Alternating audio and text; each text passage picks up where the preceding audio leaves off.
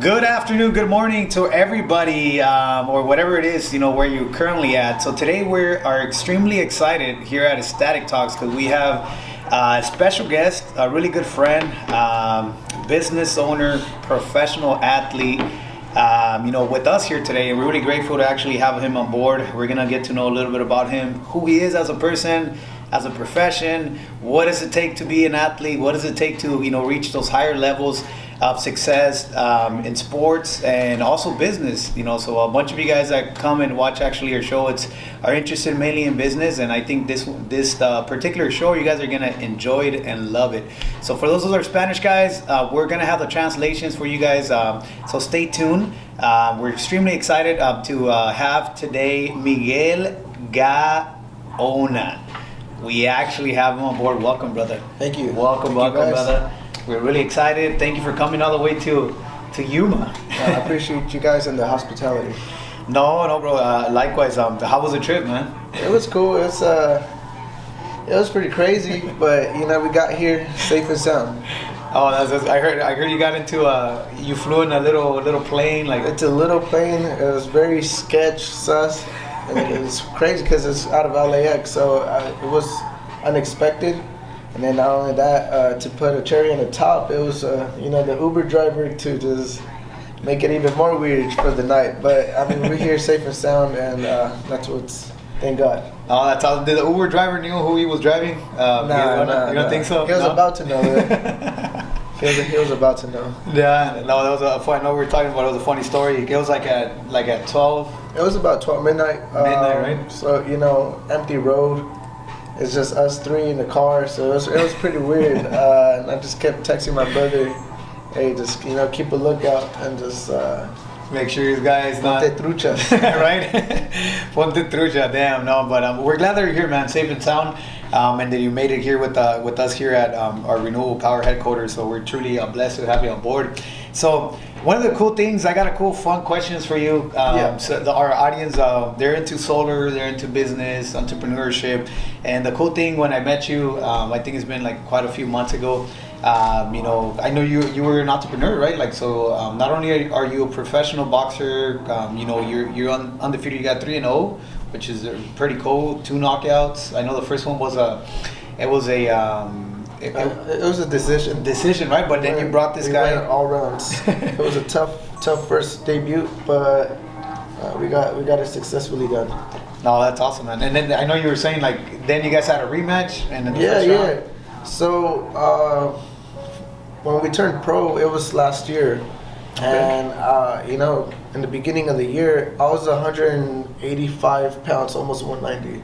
Wow. So for being 5'6", 5'7", it doesn't look good. It's you just have a funky little image. For my little body, I'm small. Yeah. So I lost 50 to 55 pounds within 5 months. Wow. That's intense. Hard work and dedication gets you that. I made my debut within 5 months. Wow. Training for my first professional fight. They gave me a guy. They're like, okay, his record is 0 wins, 2 losses. I said, yes, we'll take him. But that's his boxing record. Yeah.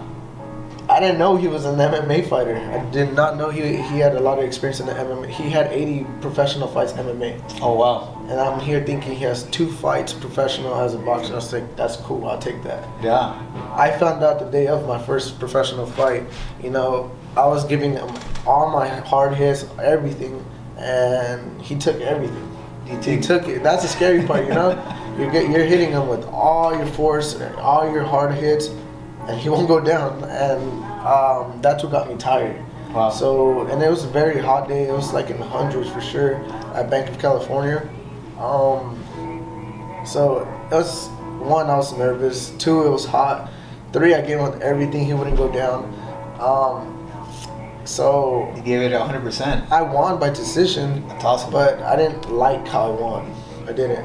It was bothering me. I was telling everybody, I'm gonna win by knockout. Yeah. I was underestimating him, and it's boxing's like real life. You're never supposed to underestimate anything. Yeah. Because you never know what results you get. 100%. So And the cool thing, you came back. Yeah. So I swapped trainers. Okay. I went to Joel Diaz. He's a very famous coach. Actually, I consider him trainer of the year for many years, but you know they gave it to Canelo. It's all. Yeah. I think it's all rigged, you know. But Yeah. I think Coach deserves trainer of the year. He has hella experience, hella fighters. I mean, not only that, he's just a humble class A coach. Wow. And it's amazing. we trained for 2 months, and I got my rematch. And hard He work knocked pays him off. out. I knocked him out In within the 30 first round, seconds. 30 seconds. Bam, man. 30 seconds. That's crazy. That is crazy. And there was we seen that you didn't even want to shake hands. You were so determined to coming back. There was a reason behind that. So I guess the guy took it personal when I wanted a rematch. Because I already beat him. So he's like, you know, it's why you want to fight me again type. Oh, okay. So at the weigh-ins, he pushed me. Oh, okay. So I took it personal, and I said, you know, you don't push me, not in front of my fam, not in front of my peeps, definitely not in front of my coach. Oh, damn. So my coach was mad. He was like, man, you should have socked him in the weigh-ins. You know? But then I don't want to get fined either. Yeah, no, absolutely not. Because there's penalties, there's fines, and I just wanted to, you know, it's all part of the show too. Yeah. So absolutely. I got pushed, and I said, all right. I pointed at him. I said, I'll see you tomorrow. Keep that same energy. Damn. And the next day, little that you know, I showed him, man. I showed him. I said, you know, you don't mess around. You don't push nobody like that. And I stopped him within 30 seconds. Damn, man. Oh, that's congratulations. That's a pretty cool story. That you know, I know we were also talking about it on the drive over here. But that is so cool, man. And coming back to, obviously you're a professional athlete. You're with Golden Boys, which is one of the biggest brands within the boxing industry itself. You know, which that's amazing. I'm sure there's tons of fans out there that are inspired through what they have done and what you have done as well. But also taking it a little bit back, I know you're an entrepreneur too, right? Like you're a business owner in the city of LA, right? Yep. Which is it's a really competitive market. I'm sure for our entrepreneurs that are here, or salespeople, or people that are within some type of business.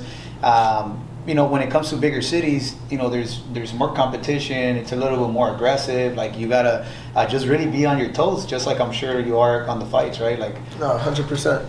I mean, there's competition everywhere. Competition in boxing, competition in businesses, but I mean, there's work for everybody. There's work for everybody. There's no need to be selfish or greedy. Your time will come. You just gotta be patient. I mean, I'm sure you've been through it. I've been through it. So, it's who you know also, and that can help you take off. But there's competition everywhere. If it was, like I said, if it was easy, everybody would be doing it. Yeah. But I started working out of my mom's backyard, my parents' backyard. Yeah. Because my dad had a lot of experience with that, so I told him to teach me. I started off with my second car.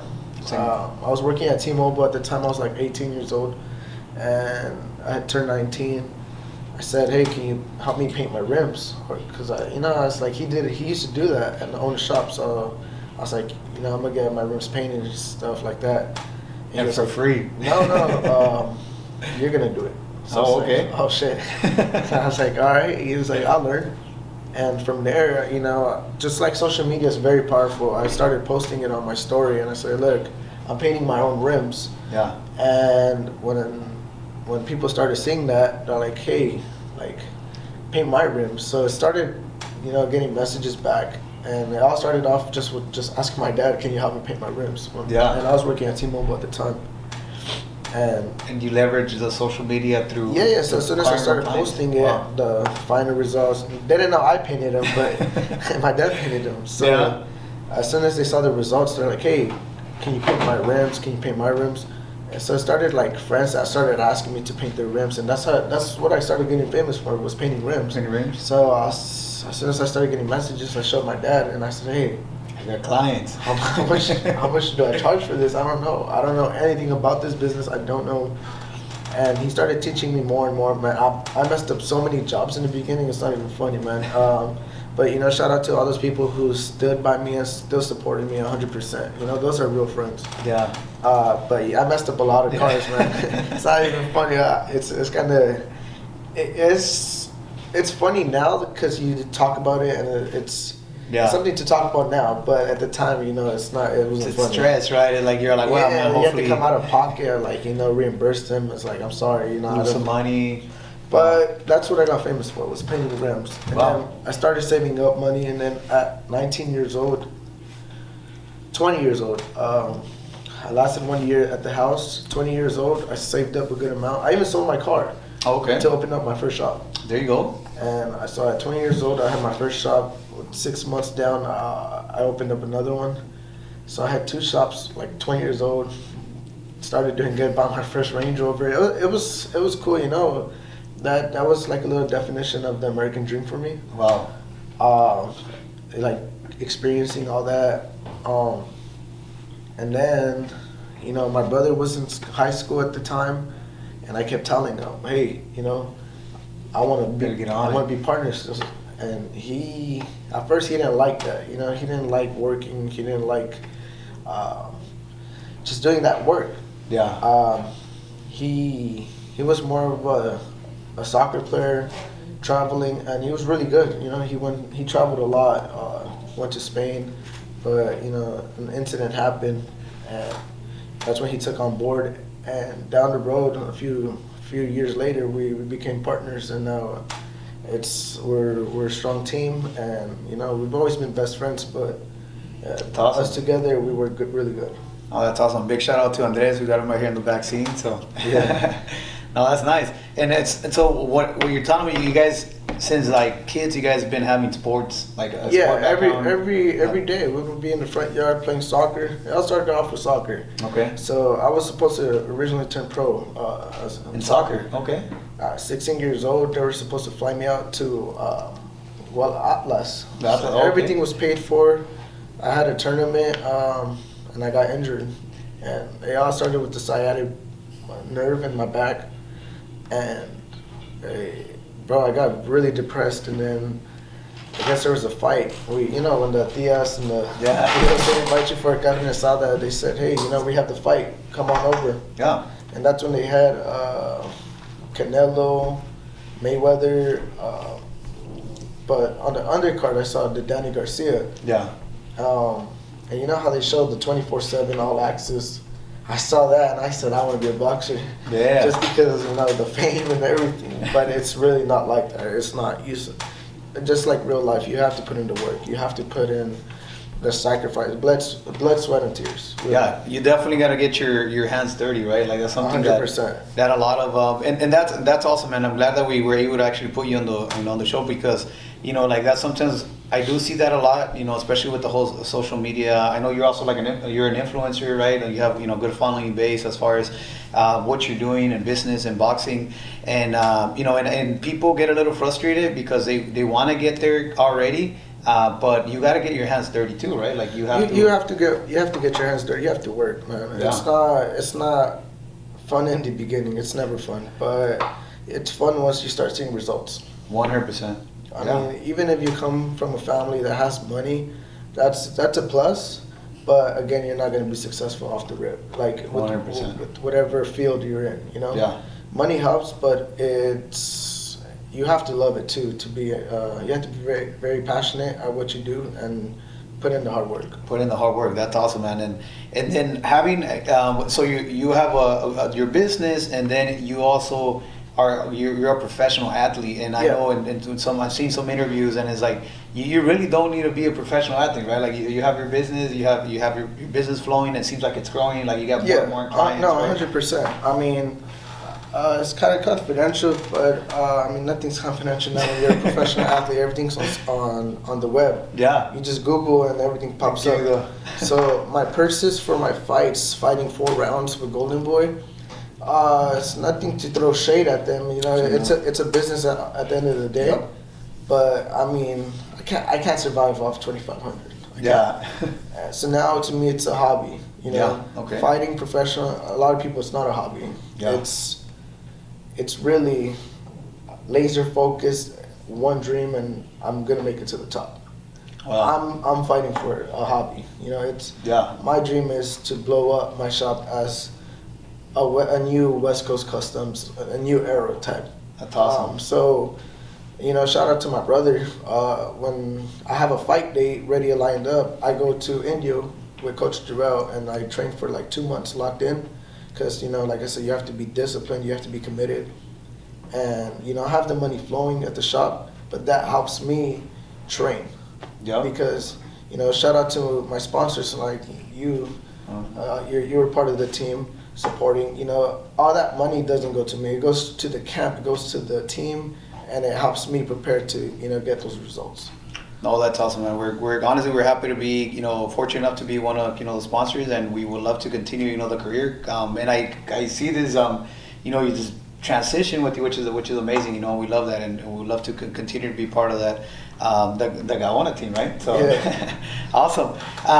So you guys have your shop, and then you're a professional athlete. Like you said, it's important in business. It's important to know the right people, right? Right. I think that's something that you said. I'm sure like once somebody has guided you and kind of showed you a path, you have stayed consistent, to your people. You give back, that's something that always definitely does help out. Is it anything that you would want to tell our audience, younger somebody? I know you're 24 years old, right? Like you said, I don't need to box, but if you're very passionate at what you do, just follow your dreams. Yeah. Don't let nobody stop you, and even if you don't have the funds for it, it doesn't hurt to ask. But you gotta follow your dreams and keep pursuing at what you love to do, because you don't want to keep doing something and be miserable, and you're never going to be content and happy. So follow your dreams, and you never know how far you're going to get. And luckily for me, it's been going very successful, but there's been a lot of hard work behind it too. Yeah, absolutely. There is those 12 hours. I mean, just even transitioning to one place to another, like in a big city like LA, there's a lot of movement, right? It takes hours of work too, and dedication, and to make the type of connections that you have been able to encounter. It's work, right? You build a relationship, you spend the time, you show your work, you show your ethic, and part of what you reflect is what what you also get back, right, with customers, and everything, all the success you've been having with boxing, man. So as far as like boxing, for the fans that your fans that are out there, what can we expect from Miguel Gaona from this couple of years? Keep expecting first round knockouts. No, I'm just kidding. I can't really predict the future, but I just know I'm just taking it fight by fight and day by day, and whatever they have, just line it up, and we're ready. Cool. I got the best team behind me, and nothing's gonna stop or break me. That's good, man. That's awesome. That's one of the just like in boxing and in business, if you have the right team, you guys will get where you guys want to get. And one of the big things that I personally have experienced as well, within the business, and some of the things that we have accomplished, and I'm sure the audience and yourself, and heard you talk about, which is a vision, right? It starts with the vision, right? Like what you said, when you went to your grandma's, you went through this a little disappointing era in your life, right? Where you wanted to become a soccer player, you almost were gonna be there, right. But then this happened, and then your life took a different route, right? It took a different route. Yeah, I mean, it's just like the Rocky Balboa thing, Yeah. When you fall down, you just get back up and keep going. Exactly.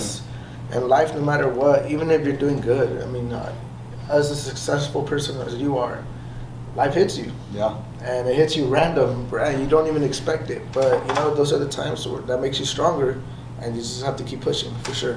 No, that's awesome, man. I love that, and part of being in business is sticking to that vision, and just like you said, whenever you've seen that, you're like, man, you fell in love with the idea. You had a vision, and I'm sure there was tons of dedication and hard work behind it. Yeah. And y te aferraste, como dijimos, you stuck to it, right? Yeah. And there you go, man. That's super cool, and we're super grateful, to have you here on the podcast. What other thing? I'm sure, like you said, this is your dream. You enjoy what you do. What are some of the favorite things that you enjoy about what you do?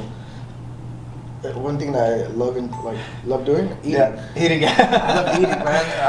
Yeah. Because when I fought twice this year already, so after my first fight, I took literally 2-3 weeks off, back to training. So and training is straight discipline, just you have to be careful what you eat.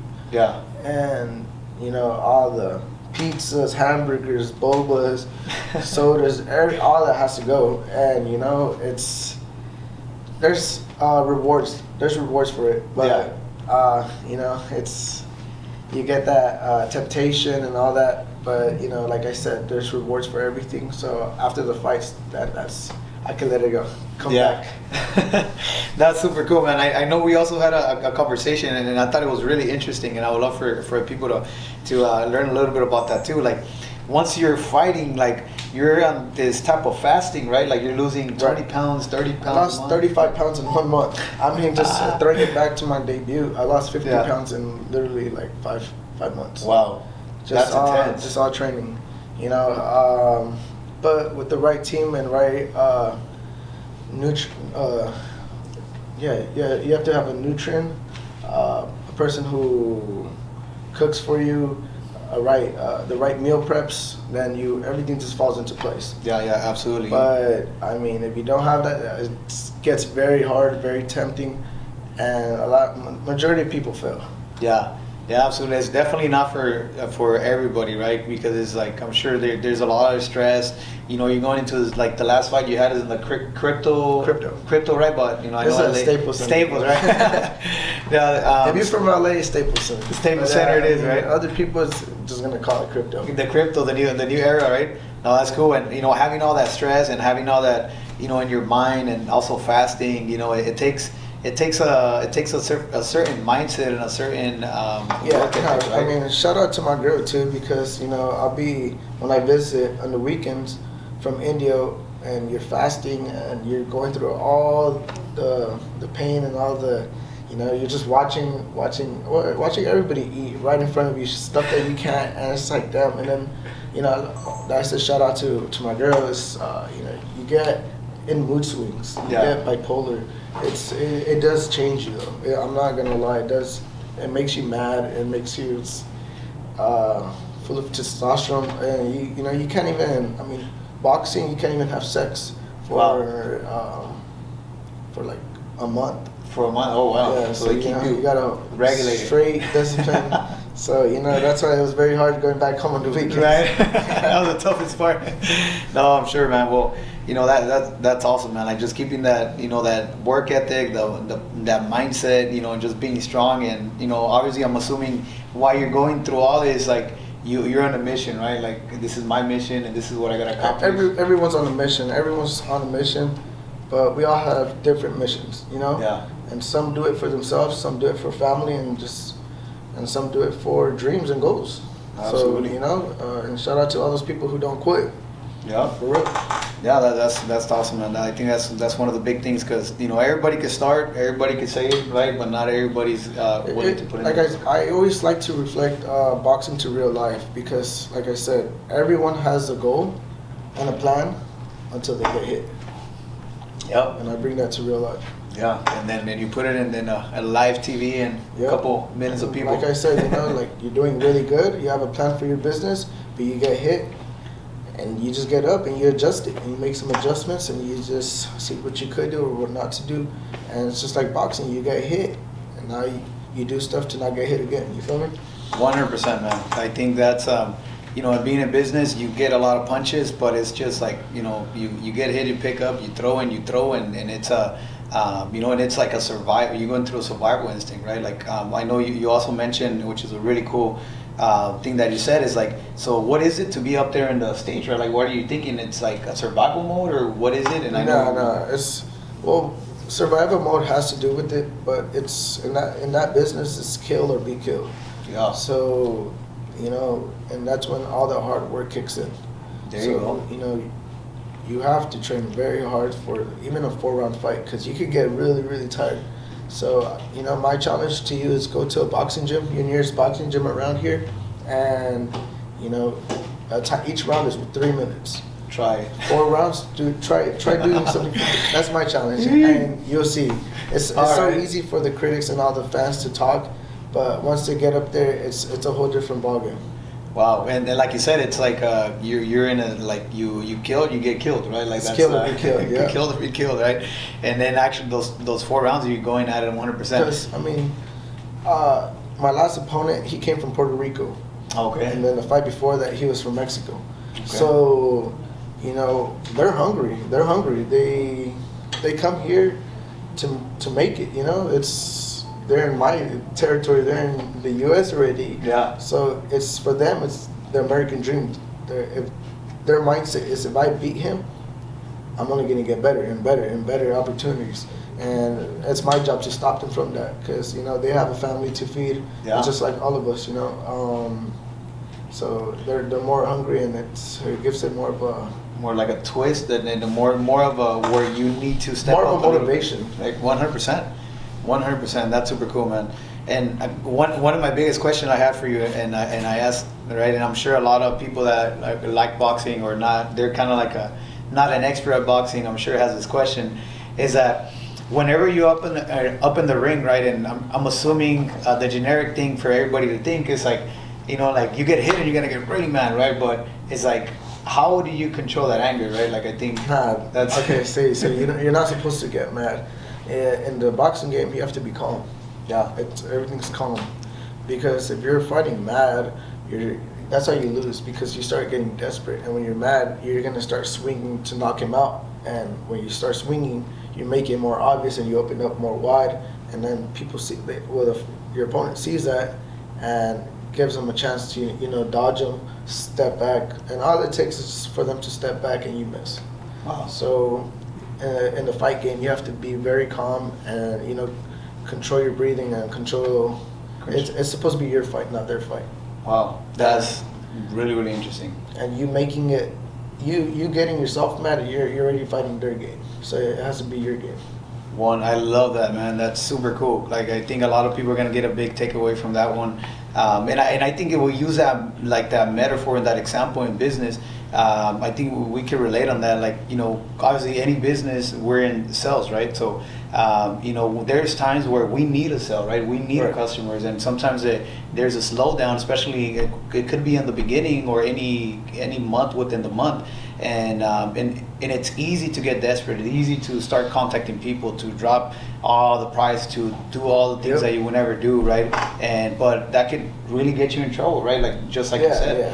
Yeah. And I think if we implement, which is like we stay calm, like we know the value of our service, we know like what we do, and you really just keep on not giving up and just keeping it calm and just doing the right steps and following the game plan, like you'll definitely get to your dreams and goals and what you're really trying to inspire. Because and as far as like in sales and in business, like there could be that desperate mode, right? And 100%, right? And where it's like, well, man, I need to pay the rent, I need to pay payroll, I need to I lost some money because this customer was upset, so we refunded like everything back.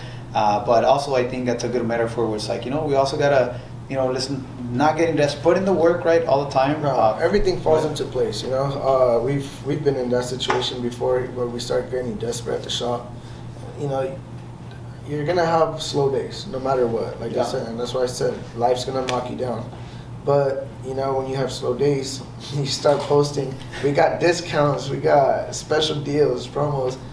And then you're getting all these deposits, and then you get a big job that you can't say no to, and then you're tied up with so much work. So it's like, at the end of the day, there's always going to be something that falls off, and it falls into place, and you just got to be calm and patient. 100%. And especially nowadays, right? I think it's really common, especially with entrepreneurs and anybody that's trying to do something in a level where it's like, which is professional, right? And which is like, it requires a big amount of dedication, and that it has a good return, right? Like a good return in business, a good return like in sports or anything like that. I think that's important, and we will go through those. But I guess during those, I was reading this really cool book. It's called One Up, I believe. It's from Ed Milet, and this guy talks about controlling time, like how we could, and it's really cool that he mentioned that, because I can relate with that. He talks about how like we could really control time, like kind of like the Matrix. It's pretty crazy. It's a crazy metaphor, but it is true. And if we look into like stepping into the fight, by you being calm, like you really take advantage of every single minute, every single instant, even second, right? Yeah. So, and I think it's the same thing in business. Like if you really structure it correctly, you structure your time, and shrinking it. He talks about he has 4 days in one day. Like, that's intense. It's like crazy. It's like, because I manipulate my time, and that's true. Time is money. Time is, yeah, right. Time is money. And it's like every time and I can relate a little bit. I don't think I have 4 days. I think that I have had days which is 2 days in one. That's for sure, 100%. But this guy's like 4 days. I was like, wow, that's crazy how we could really, like, if we keep calm and we really analyze and structure it correctly and put in the right work, like, things start to fall in place. But that was a super cool book, and once you told me that story, it was like, yeah, man, just keep calm, follow the game plan, and don't get desperate. 100%. Because throwing it back to the fight game, they fight desperate, then you could read them like a book. Yeah. You see what they're gonna throw next. You see what move they're gonna do, and you could predict everything. Wow. That's so cool. It's crazy. So, like, I don't encourage nobody to fight out in the public or in the street, but see, those would be my favorite fights, because if you're fighting at a bar or something and they're mad, easy. Yeah, that's your. Because they're fighting mad, so it's like, and I'll get in trouble because I'm licensed, but you're a weapon, walking weapon, man. So that's the key. You just got to be patient. Yeah, no, that's super cool, man. Calm. I love that. Calm and patient. Patient and calm. I love that. Two key words. And that's a really, really good recommendation for all the audience out there and everybody that's going to be watching it. So, I love that, man. So you got a 2K match, and you kind of like the Conor McGregor, where you vision it, you do the vision, and then you speak about it, and then it becomes a reality, right? Like I believe he will call himself the. I forgot his name, but like he will predict stuff, like in every single fight, and I believe you do it as well too, right? Which is pretty cool. I think. But see, I was gambling. I was gambling. Back to back, I called them first round knockouts, but I only said that because of Coach Joel. Okay. He really prepped me. Like I said, I'm not lying. When I go to India, it's really the doghouse. Yeah. I'm surrounded by nothing but dogs, meaning just hungry, motivated fighters, trying to make it out the hood, make it out the gutter. Oh. And, majority of the boxers in there are successful already, but that's because they passed all that phase, and they were once the underdogs. So, you got to beat the champion. And they said, to be the best, you have to beat the best. Yeah. And we're on the road for that. That's awesome, man. That's super cool. And surrounding yourself with the right. Again, that's super humbling that you bring in your coach. Like as one of the your key assets with what you do. Because I'm sure he has guided, like you say, surrounded with the right people. And but none of this would have been. Shout out to Robert Diaz from Golden Boy. Okay. So he's the one that put me on game. But everything behind the scenes is my pops. Yeah. And my father. My father is my best friend. Yeah. Yeah, he's my best friend. And me, like, being successful right now is all because of my dad. That's awesome. 100%. He helped me he helped me be successful in the shop as well. But me boxing, he's helped me also. If that's one man to give credit to, is my pops, because he really holds it down too. My brother holds it down at the shop, and my dad holds it down 100%. 100%. Internally, that's super nice, man. That's like a good foundation. They asked me because I was at a boxing. It was like a charity thing, and they said, They said at the beginning they changed it. They said, who's like your favorite boxer, or who's someone like you look up to or motivated you? And I said, who's your superhero? Yeah. I said my pops. My pops. So that's awesome. My pops is my superhero, and he's my only person that I've looked up to 100%. That's awesome, man. That's super nice, man. I'm sure, I'm sure your dad's gonna watch it, and big shout out to your pops. I got the opportunity to meet him in the restaurant. That's a really nice guy. Props to him. That's cool. That's really cool. That's a good foundation, to have, right? We bump heads a lot, though. Yeah. For sure. we're the opposites, you know. Yeah. He's very quiet, and I'm the one that has the more big talking. mouth. You know, he gets nervous and he gets not mad, but I could more nervous when I say, you know, at the press conference or interviews, I'm calling it a first round knockout. Yeah. He's like, hey, calmado, calm.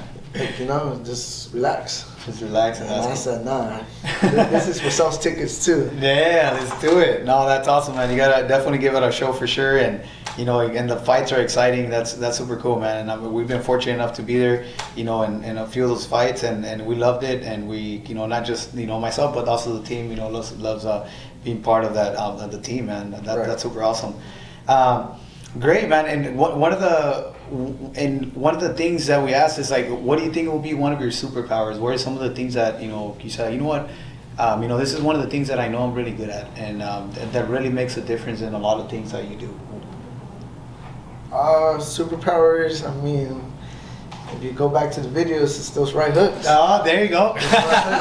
Those right hooks to the body. Ah, that's one of my superpower. That's awesome, man. And I did kind of like pound it with you, and I felt that heavy hand, and so I was like, oh God.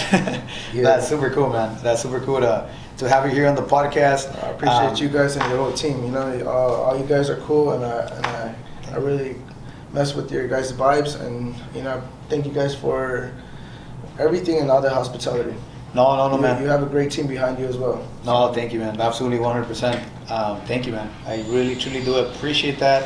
Shout out to everybody that's stay tuned here with the podcast. Let us know if you finish all the way. Send us a text or send us a DM, and then we might have a special pricing for you. But thank you very much for being part of the Static Talks. And if you guys have anything else that you guys would want to learn, let us know. Put in the comments below and all that good stuff. I know you. If they probably already know you, Miguel. But if maybe they came across this video and don't know you yet, where can they find some of your stuff? You could just shoot a DM or something on Miguel Gaona on Instagram. Awesome. That's the best way to find me. Miguel, okay, absolutely. You guys already heard it. It's an Instagram. And thank you very much, everybody, guys. So stay tuned. Let us know what else you guys want to hear. Miguel, once again, brother, thank you very much for being on the show. And we'll be in touch, man. So stay tuned, guys. See you guys on the next one.